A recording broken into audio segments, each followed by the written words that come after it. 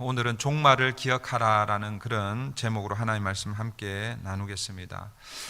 오늘 본문은 롯이 소알에 들어가는 것을 보고 하나님께서 이제 소돔과 고모라성을 심판하는 내용으로 오늘 본문이 시작되고 있습니다. 하나님께서 어떻게 심판하셨는가, 그 심판의 내용이 24절, 25절에 자세하게 소개가 되고 있죠. 24절, 25절을 우리 한번 보겠습니다. 24절, 25절입니다. 여호와께서 하늘 곧 여호와께로부터 유황과 불을 소돔과 고모라에 비같이 내리사 그 성들과 온들과 성에 거주하는 모든 백성과 땅에 난 것을 다 엎어 멸하셨더라. 하나님께서 소돔과 고모라 성을 멸하시는데, 심판하시는데 무엇으로 심판하고 계신가? 유황과 불로 심판하고 계십니다. 유황과 불을 비같이 내리셨다라고 이렇게 말씀하고 있는데, 그런데 마지막에 보면 다 엎어 멸하셨다라고 이렇게 말씀하고 있습니다. 여기서 여러분, 다 엎어 멸하셨다, 이것은 하나님이 소돔과 고모라 성을 심판하시는 그 심판의 정도가 어느 정도인지를 우리에게 보여주는 거예요. 그러니까 어떤 한 일부 부분만 심판하는 것이 아니라 소돔과 고모라 성을 다 엎으셨다는 것은 다 뒤집으셨다라는 그런 의미죠. 그러니까 그 심판이 완전하고도 철저한 심판이라는 것을 오늘 말씀이 우리에게 보여주고 있습니다. 여러분, 다 이렇게 다 없는 것, 저는 시골에서 자랐기 때문에 어릴 때에 그 아버지가 이 농사 짓는 것을 제가 본 적이 있습니다. 옛날에는 그 제가 아주 어렸을 때는 이 동네에 경운기 여러분 아시나요? 경운기, 미국은 트랙터라고 그러나요? 하여튼 경운기가 없어가지고 그 쟁기라고 하죠. 쟁기를 가지고 이 논밭을 갈았습니다. 그리고 이제 이 논이 그 들판, 이렇게 경운기가 들어갈 수 있는 데는 또 경운기로 이렇게 하지만 이 산자락에 있는 이런 논들은요 그렇게 못하고 그 쟁기로 그렇게 하는 거거든요. 그 가을 추수가 다 끝나고 나면 그냥 그 논을 그냥 그대로 두지 않습니다. 겨울이 오기 전에 그 썰이라고 그러나요? 땅이 얼기 전에 그 땅을 갈아엎습니다. 그렇게 이제 이렇게 갈아엎고 겨울을 지내고 그 다음에 이제 봄에 다시 그 땅을 이렇게 갈고 이렇게 하거든요. 그래서 제가 어릴 때 그걸 다 본 기억이 있습니다. 그러면요, 이 땅을 이렇게 갈게 되면 위에 있던 것은 아래로 가고 아래에 있던 게 이렇게 위로 올라오잖아요. 오늘 본문에서 하나님께서 소돔과 고모라 성을 그렇게 다 엎으셨다라고 그렇게 말씀하고 있습니다. 1924년 그 알브라이트 박사와 카일 박사가 미국 학계와 크세니아 신학교의 공동 발굴대를 이끌고 소돔 성을 찾아 나섰습니다. 사해의 남쪽, 동남쪽에 맑은 물이 흐르는 오아시스를 5개 발견하고 그 사해 해수면에서 약 한 150m 위에 있는 바베드라 평원에서 성벽으로 둘러싸인 유적지를 발견했습니다. 기원전, 그러니까 BC 2500년 내지 2000년 사이의 그 질그릇과 여러 부싯돌, 그 당시에 사용했던 이런 유물들을 발견했는데, 그 조사에 의하면 기원전 2000년까지는 사람들이 산 흔적이 있는데 그 이후로 더 이상 사람이 산 흔적이 없다라는 것을 확인했습니다. 그러니까 여러분, BC 2000년경은 이 아브라함을 우리가 보통 BC 2000년경이라고 그렇게 이야기하잖아요. 그렇죠? 이 지역의 인구가 조밀하고 그리고 아주 번영했던 그런 흔적들이 그 인근에서 발견이 되었는데, 그 후에 갑자기 인구가 없어지고 그 이후에 그 문화 유적들이 발견되지 않았다라는 것입니다. 이 발굴단의 결론은 아마도 소돔과 고모라의 위치가 이 정도쯤 되었을 것이다 라고 그렇게 추정하고, 지금은 사해 그 바다에 잠겨 있을 것이다 라고 그렇게 결론을 내렸습니다. 소돔 산에는 두께 약 한 50m 이상 되는 소금층이 있었고 그 위에는 석회층과 진흙 그리고 유황이 섞여 있어서 아마도 하나님께서 그 소돔성을 폭발시키지 않았을까. 이때 뜨거운 소금과 유황이 하늘로 그 폭발로 인해서 하늘로 치솟았다가 그리고 소돔과 고모라 성에 비같이 떨어뜨려 그 소돔과 고모라 성을 멸망시켰을 것이다 라고 그 카일 박사가 답사 후에 그렇게 설명을 했습니다. 그리고 지진으로 아마 그 땅은 표면은 가라앉고 또 밑에 땅이 위로 올라오고 그리고 또 그 사해 바다가 그 땅을 덮었을 것이다 라고 그렇게 학자들이 추정합니다. 이것이 사실인지 아닌지는 우리가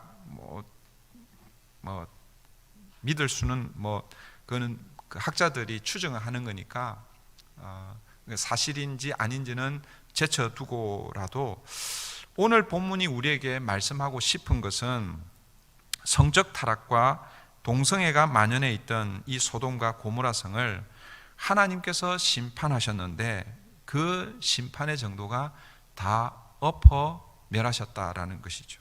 그것을 통해서 하나님의 심판이 철저하고 그리고 완벽하게 심판이 이루어졌음을 우리에게 보여주고 있습니다. 오늘 이 본문을 가지고 베드로 사도는 베드로후서 2장 6절에서 이 사건을 이렇게 해석하고 있습니다. 베드로후서 2장 6절입니다. 소돔과 고모라 성을 멸망하기로 정하여 재가 되게 하사 후세에 경건하지 아니할 자들에게 본을 삼으셨으며 하나님께서 소돔과 고모라 성을 후세대에 본을 삼았다라고 이렇게 말씀하고 있습니다. 그러니까 소돔과 고모라 성을 심판하심으로 다가올 후세대의 사람들에게 본을 삼아 주셨다라는 것이죠. 여러분 이것이 무슨 뜻입니까? 그 소돔과 고모라 성 이후 세대, 오늘 우리로 생각하면 오늘 우리가 사는 이 세대에도 여러분 많은 사람들이 심판이 없는 것처럼 그렇게 살아가지만 그러나 하나님 앞에서 경건치 않고 성적 타락과 죄악이 세상에 관영할 때 소돔과 고모라 성처럼 그렇게 하나님께서 멸하신 것처럼 하나님께서 반드시 세상을 심판하실 것을 말씀하고 있다라는 것이지요. 사랑하는 성도 여러분, 오늘 본문이 우리에게 주는 교훈은 분명합니다. 오늘 본문이 우리에게 주는 교훈은 무엇입니까? 하나님의 심판이 반드시 있다라는 것입니다. 제가 지난주에도 말씀드렸지만 세상은 점점 발전하는 것처럼 보입니다.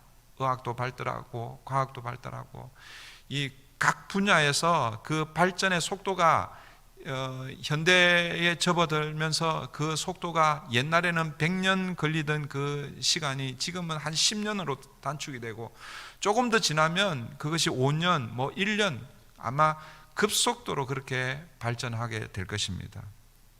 그런데 여러분 세상이 아무리 발전하고 그렇게 되어도 그것과 비례해서 어쩌면 세상의 죄악도 그렇게 더 점점 깊어지고 더 커져가지 않을까 생각합니다. 그 말은 무엇입니까? 거기에는 반드시 하나님의 심판이 기다리고 있다라는 것입니다. 여러분 개인의 종말이 있습니다. 그렇죠? 우리 각자 개인의 종말이 있습니다. 개인의 종말은 죽음이라는 것이 개인의 종말이죠. 사회의 종말이 있고 나라의 종말이 있습니다. 역사의 종말이 있습니다. 그와 마찬가지로 이 세상 마지막 이 세상의 종말이 반드시 있을 것입니다. 그 종말 때에 그냥 종말로 끝이 나는 것이 아니라 그 종말 때에 우리를 기다리고 있는 것이 있는데 그것이 바로 하나님의 심판이라는 것입니다. 그런데 그 하나님의 심판은 그냥 적당한 수준에서 심판이 아니라 오늘 소돔과 고모라 성을 심판하신 것처럼 다 엎으시는 것이지요. 철저하고도 완전한 심판이 우리를 기다리고 있다라는 것을 우리가 기억해야 합니다. 그러므로 우리가 이 땅을 살 때에 그러면 우리는 어떤 마음으로 살아야 하는가입니다. 마지막 하나님의 심판이 있기에 우리가 이 땅을 살아갈 때 살아가야 하는 것은 종말을 기억하며 마지막이 있다라는 것, 종말론적인 삶, 그 삶을 우리가 살아야 한다라는 것입니다. 여러분, 종말을 기억하며 종말론적인 삶을 사는 것은 어떤 것인가? 오늘 본문을 통해서 몇 가지를 살펴보려고 합니다. 첫 번째, 종말을 기억하며 사는 삶은 믿음으로 사는 삶입니다. 너무 뻔한 이야기입니까? 그래도 어쩔 수 없습니다. 우리가 하나님의 자녀로 이 땅을 사는 것, 가장 기본적인 삶의 자세는 믿음으로 사는 것입니다. 여러분, 믿음으로 산다는 것은 나를 부르신 그 하나님을 향해서 이 세상에 미련을 두지 않고 이 세상을 뒤돌아보지 않고 끝까지 믿음을 붙들고 달려가는 삶을 의미하는 것입니다. 여러분, 오늘 본문에서 하나님의 구원 역사에 끝까지 믿음을 지키지 못하고 뒤를 돌아보다가 그 구원에서 탈락한 한 사람이 소개되고 있죠. 누구입니까? 롯의 아내입니다. 26절을 한번 보십시오. 롯의 아내는 뒤를 돌아보았으므로 소금 기둥이 되었더라. 여러분, 지난주에도 우리가 살펴보았지만 그 구원의 초대, 그 구원 안으로 들어갈 수 있는 이 절호의 기회에서 탈락한 사람들이 있었죠. 누구였습니까? 롯의 사위들이었습니다. 그들은 롯의 말을 농담으로 여겨 그 구원의 초대에서 탈락했습니다. 그런데 오늘 롯의 아내는 구원, 그 소돔과 고모라 성의 그 멸망으로부터 구원을 받았습니다. 구원으로부터 시작이 되었습니다. 그런데 그 구원의 마지막 결승점에서 믿음을 끝까지 지키지 못함으로 말미암아 그 구원에서 탈락하고 있습니다. 여러분, 철로 역정을 읽어보신 분 아마 계실 텐데 그 철로 역정의 그 마지막 부분에 가면 그 마지막 그 천국 문 앞에서 탈락하는 한 사람이 소개가 되고 있습니다. 그 마지막을 통과하면 하나님의 영원한 그 하나님의 나라로 들어가는데 그 자리에서 탈락하는 것입니다. 여러분, 오늘 본문에서 이 롯의 아내가 뒤를 돌아보았다라는 것, 이것은 단순히 그냥 이 소돔성, 그 고모라성이 심판받는 것, 그게 어떻게 되는가 궁금해가지고 이렇게 뒤돌아본 그 정도로 얘기하는 게 아닙니다. 여러분, 충분히 뒤돌아볼 수 있겠죠. 어떻게 되나 궁금해서 아마 힐끗 이렇게 볼 수 있을 것입니다. 롯의 아내가 그게 궁금해서 그 정도로 뒤돌아본 것을 가지고 하나님께서 그 구원에서 탈락시켰을까? 그렇게 생각하지 않습니다. 오늘 이 뒤돌아보았다라는 이 원어의 뜻은 뒤에 남겨둔 것에 대한 미련을 가지고 뒤돌아보는 것, 이것을 의미하는 것이죠. 그러니까 롯의 아내의 마음 중심이 어디에 있다라는 것입니까? 지금 하나님의 구원을 경험하고 이제 뭐예요? 하나님께서 인도하시는 그 삶, 그 길을 걸어가야 되는데, 그런데 여전히 롯의 그 아내의 마음은 뭐예요? 그 소돔 성에 있었다라는 그런 의미이죠. 롯의 아내는 세상에 대한 아쉬움과, 그러니까 소돔에 대한 아쉬움과 미련에 여전히 발목이 잡혀 있었다라는 것입니다. 몸은 소돔 성에서 빠져나왔는데 마음은 어디에 있다는 것입니까? 여전히 소돔 성을 향하고 있었다라는 것이죠. 다시 세상으로 돌아가고 있는 모습을 뒤돌아 보았다라는 그 말을 통해서 우리에게 말씀해 주고 있습니다. 사랑하는 성도 여러분, 믿음으로 산다는 것은 우리가 비록 세상에 살고 있지만 세상에 한눈 팔지 않고 세상에 미련을 두지 않는 것, 그러니까 세상이 전부라고 생각하고 살지 않는 것, 이것이 믿음으로 사는 삶인 것이죠. 여러분, 우리가 믿음으로 산다고 해서 세상과 등지고 살 수는 없잖아요. 우리 세상과 더불어서 함께 살아가야 합니다. 그러나 여러분, 종말을 기억하는 사람은 세상에 비록 발을 딛고 살고 있지만 이 세상이 전부인 것처럼 그렇게 살지 않는다라는 것입니다. 이 세상은 언젠가는 하나님의 심판을 경험하게 될 것이다. 심판을 맞게 될 것이다. 그것을 기억하고 우리가 이곳에 마음을 두는 것이 아니라 영원한 하나님 나라를 소망하고 그렇게 살아야 한다라는 것이죠. 믿음의 삶이란 소돔을 바라보며 사는 삶이 아니라 하나님의 나라 천성을 바라보며 천성을 향해 걸어가는 삶이 바로 믿음의 삶인 것입니다. 그래서 우리의 믿음의 조상들은 다 어떻게 살았습니까? 나그네로 살았습니다. 다 나그네로 사는 것이죠. 저는 오늘 본문을 보면서 끝까지 믿음을 지키는 것이 왜 이렇게 중요한지를 다시 한번 깨닫습니다. 여러분, 아무리 믿음의 출발이 좋아도 그 믿음의 마지막을 지키지 않으면 의미가 없다라는 것을 여러분 기억하셔야 합니다. 마지막 때, 이 종말의 때에 믿음을 지키는 것이 쉽지 않은 것 같습니다. 그래서 예수님께서도 누가복음 18장, 여러분 누가복음 18장에는 어떤 내용이 있냐면 한 과부가 재판관에 와서 그 자기의 억울함을 호소하는 그 장면이잖아요, 그죠? 그런데 이 장면은 예수님께서 제자들에게 기도를 어떻게 해야 되는지, 기도가 무엇인지를 가르쳐 주기 위해서 이 이야기를 들려주고 있습니다. 그런데 어쨌든 이 이야기의 마지막 결론 부분에서 예수님께서 뭐라고 말씀하시냐면 이렇게 말씀합니다. 내가 너에게 이르노니 속히 그 원한을 풀어주시리라. 그러나 인자가 올 때에 세상에서 믿음을 보겠느냐 하시니라. 인자가 올 때, 그때가 언제입니까? 예수님께서 처음 오셨을 때 그 초림 이미 오셨죠. 그런데 예수님께서 다시 부활하시고 승천하신 이후에 다시 오실 것입니다. 그게 재림인 것이죠. 그 재림의 때에, 인자가 다시 오실 그때에 세상에서 무엇을 보겠느냐? 믿음을 보겠느냐? 믿음을 가진 사람을 보겠느냐라는 것이죠.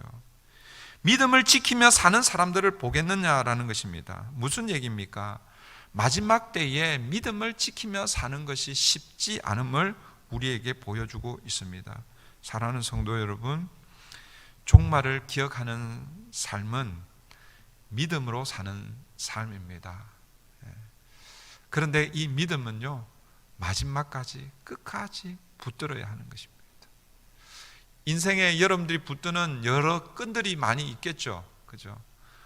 건강을 붙들어야 됩니다, 그죠? 그래서 건강을 유지하기 위해서 운동도 해야 되고, 또 음식도 가려서 드셔야 되고, 그렇게 해야 되죠.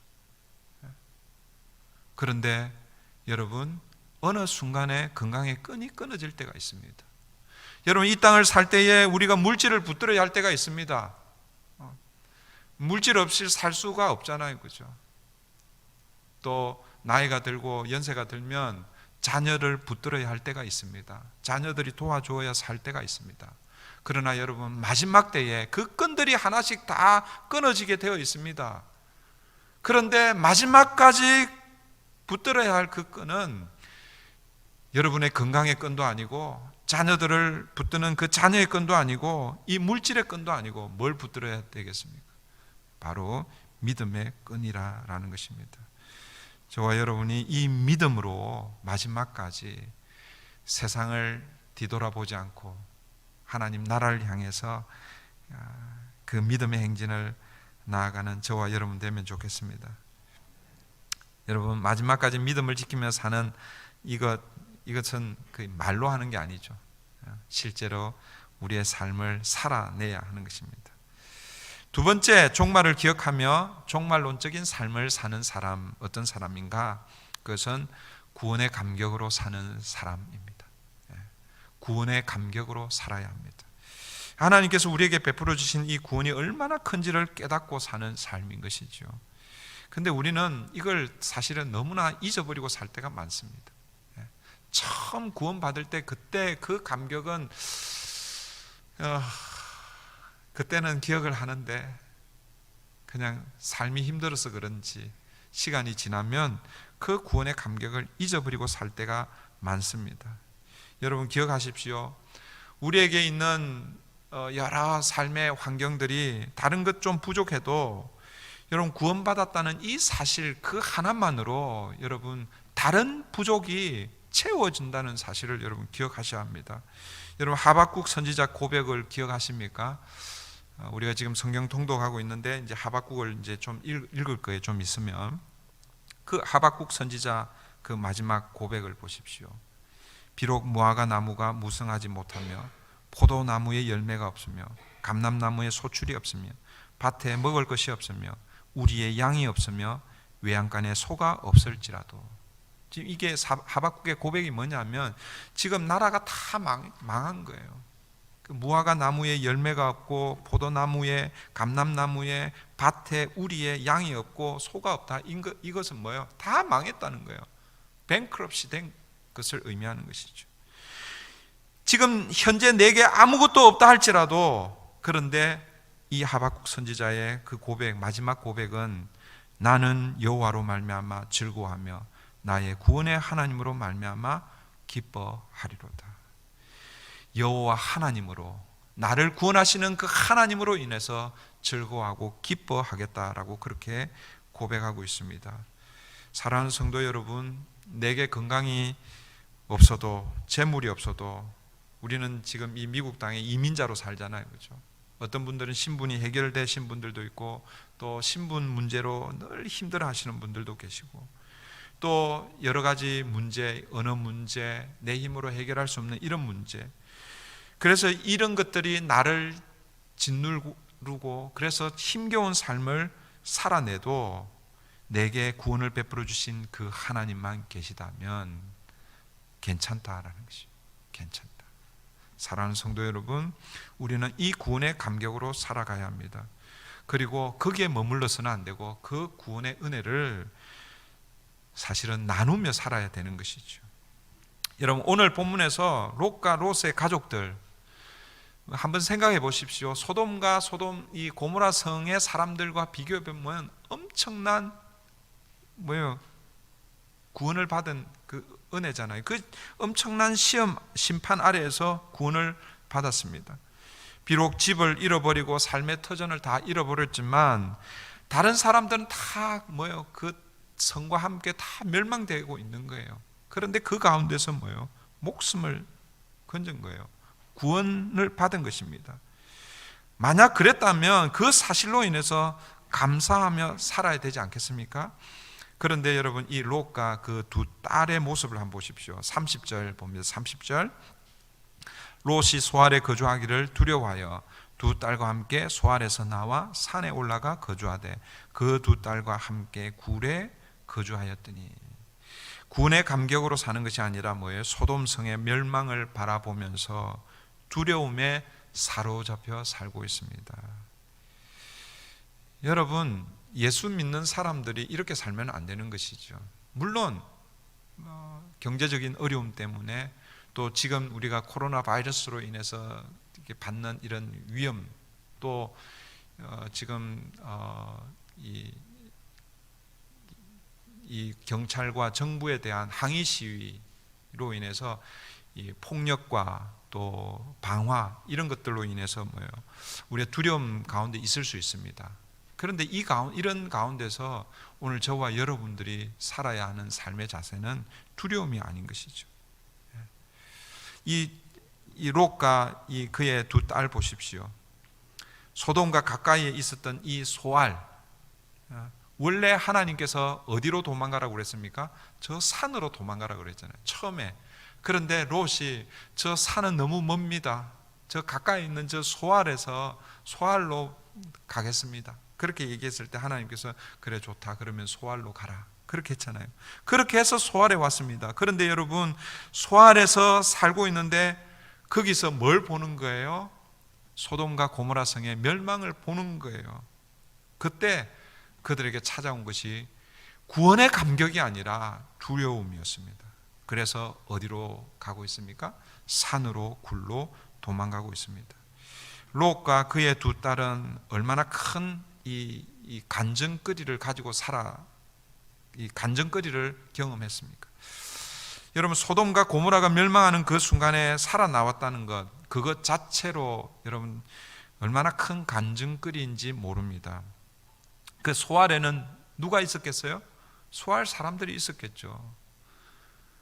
그 소알 사람들이 이 롯과 그 두 딸에 대해서 아마 관심이 많았을 것입니다. 그러면 어떻게 살아야 됩니까? 소돔과 고모라 성이 왜 멸망당하고 있는지를 어떻게 해야 되는 것입니까? 이 롯과 이 롯의 두 딸은 그들에게 설명해야 되는 것이죠. 소돔과 고모라 성이 지금 심판받고 있는 것은 그들의 죄악 때문입니다. 그 죄악 가운데서 우리가 구원받은 것은 하나님의 은혜입니다. 하나님의 존재를 설명해야 되는 것이죠. 두려움과 공포 가운데서 사는 것이 아니라 구원의 감격으로 자기가 어떻게 구원을 받았는지 그 구원의 은혜를 이 소알 사람들에게 나누며 살아야 되는 것이 롯과 그의 두 딸의 삶이었을 것입니다. 그런데 그렇게 살지 못하고 어떻게 합니까? 오히려 두려움에 사로잡혀서 산으로 굴로 도망가 버립니다. 여러분, 그러니까 어떤 일이 일어납니까? 아버지와 딸들 사이에서 일어나서는 안 되는 이런 일들이 일어나고 있는 것이죠. 암몬과 모압 족속이 생겨납니다. 여러분, 이 두 족속은요, 두고 이스라엘의 가시 같은 그런 존재가 되지 않습니까? 이스라엘을 괴롭혔던 민족이 되었습니다. 사랑하는 성도 여러분, 오늘 저와 여러분에게도 마지막 종말을 기억하면서 마지막 이 종말을 살 때에 어떤 자세로 살아야 되는가? 구원의 감격을 다시 회복해야 하는 것입니다. 다른 것이 아무리 풍성하게 있어도 구원의 은혜를 잊어버리면 사실은 그것은 아무것도 아닌 것이죠. 그러나 아무것도 없어 보이더라도 구원의 하나님이 저와 여러분 가운데 함께 한다면 그 은혜로 감사하며 살 수 있는 것입니다. 그리고 거기에서 머물러 있는 것이 아니라 그 구원하신 그 하나님의 은혜를 다른 사람들에게 나눠야 하는 것이죠.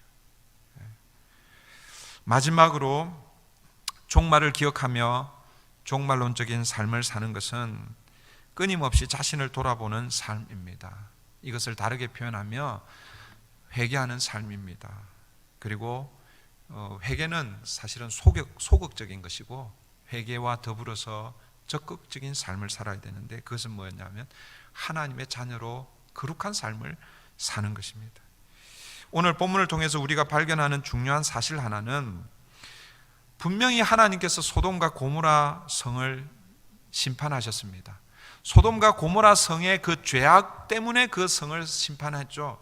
그 죄악에 여러 죄악들이 있었을 것입니다만은 그 소돔과 고모라 성이 대표적으로 드러난 죄악이 무엇이었습니까? 성적 타락이었고 그 성적 타락의 최고봉이 이 동성애라고 그렇게 제가 지난주에 말씀드렸는데, 여러분, 이 소돔과 고모라 성은 성적 타락과 그 동성애, 이 상징인 이 두 도시가 뭐예요? 완전히 흔적도 없이 하나님의 심판을 받았습니다. 그런데 이상합니다. 롯의 두 딸의 그 마음속에 소돔과 고모라 성의 대표적인 그 죄악 뭐예요? 성적 타락이 이 두 딸의 마음속에 다시 일어나고 있다라는 것이죠. 여러분, 소돔과 고모라 성은 하나님의 심판으로 멸망받았습니다. 그러면 뭐예요? 그 성적 타락, 그 죄악들이 다 뿌리까지 뽑혀야 되잖아요, 그죠? 다 사라져야 되는데, 그런데 그렇지 않다라는 것입니다. 장소는 사라졌는데 여전히 사람들 마음속에 그 죄악이 살아있다라는 것을 오늘 본문을 통해서 알 수 있습니다. 여러분, 이것을 통해서 우리가 기억해야 할 것은 우리가 하나님의 은혜로 구원을 받았어도 죄로부터 완전히 도망갈 수 없다라는 사실입니다. 여러분, 오늘 이 롯과 그의 두 딸이 소돔에서 구원을 받아 어디로 갔습니까? 소알로 갔잖아요, 그죠? 근데 소알에서 그 소돔성이 멸망하는 것을 보고 두려워서 어디로 가고 있습니까? 산으로 가고 굴로 가고 있습니다. 그런데 여러분, 소용이 없는 거예요. 우리 내면의 문제가 해결되지 않으면 장소를 아무리 옮겨가도 소용이 없다라는 것입니다. 사랑하는 성도 여러분, 우리는 하나님의 자녀이고 성도라고 그렇게 부르죠. 그런데 우리가 아무리 성도라고 해도 이 성도라는 말 자체가 거룩한 무리라는 거잖아요, 그죠? 그런데 우리 안에 소돔의 죄성이 다 제거된 것이 아니라는 사실을 여러분 기억해야 합니다. 제거됐다고 생각하는데 그런데 잡초처럼 또 자라고 있는 거예요. 여러분들이 가든 정원을 이렇게 다 풀도 뽑고, 그래서 이제는 눈으로 보기에는 풀도 없고 이제 꽃들과 잔디들만 있어서 아름답게 계속해서 유지될 것처럼 보이는데, 그런데 그 다음날 아침에 가보면 또 어디에서 생겨났는지 모르게 잡초가 올라오고 있는 것이지요. 여러분, 이것은 오늘 우리의 마음의 이 밭과 똑같은 것이죠. 하나님의 은혜로 우리가 구원을 받고 하나님의 자녀가 되어 성도라 부름을 받고 거룩한 삶을 살려고 하지만 여전히 우리 안에는 뭐가 있다라는 것입니까? 소돔의 죄성이 남아 있다라는 것이죠. 여러분, 이것은 우리 안에 있는 이 문제를 우리의 힘으로 해결할 수 없다라는 것을 우리에게 말씀해 주고 있습니다. 이 문제를 우리가 어떻게 해결해야 되는가? 예수님 밖에는 해결할 수 없는 것이죠. 그래서 우리는 날마다 뭐요? 그 예수님 앞으로 나아가야 되는 것이죠. 그래서 날마다 우리의 죄를 발견할 때마다 우리가 어떻게 해야 되는 것입니까? 날마다 회개해야 하는 것이죠. 날마다 발을 씻어야 되는 것입니다. 그래서 사도 바울도 나는 날마다 죽는다라고 그렇게 고백했습니다. 사도 바울이 왜 나는 날마다 죽는다 고백했겠습니까? 하나님이 자기를 불러서 그 위대한 사도로 그 사명을 감당해 가고 있는데, 그런데 자고 일어나니까 아침에 또 그 안에서 뭐가 일어나고 있습니까? 죄의 삭시, 죄의 그 죄성이 그의 마음속 가운데서 꿈틀거리고 있는 거예요. 그래서 그 죄악 때문에 자기를 죽이지 않으면 안 된다라는 고백이 바로 사도 바울의 고백인 것입니다. 그러므로 우리는 날마다 우리의 죄를 바라보면서 발견하면서 어떻게 해요? 하나님 앞에 회개해야 하는 것이죠. 그런데 이 회개는 소극적인 삶입니다. 맨날 회개만 하면 되는 게 아니라 회개가 반드시 일어나야 하지만, 그러나 회개에 머물러 있으면 안 되고 회개에 이어서 뭐예요? 적극적인 삶을 살아야 되는데, 그게 뭐예요? 바로 거룩한 삶을 추구해야 되는 것입니다. 여러분, 우리 안에 소돔의 이 옛 습관이 남아있기 때문에, 그래서 계속해서 올라오는 우리의 죄성, 그것을 하나님 앞에 가지고 가서 해결하고, 그리고 또 돌아서면 또 나오거든요. 근데 그걸 어떻게 해결할 것인가?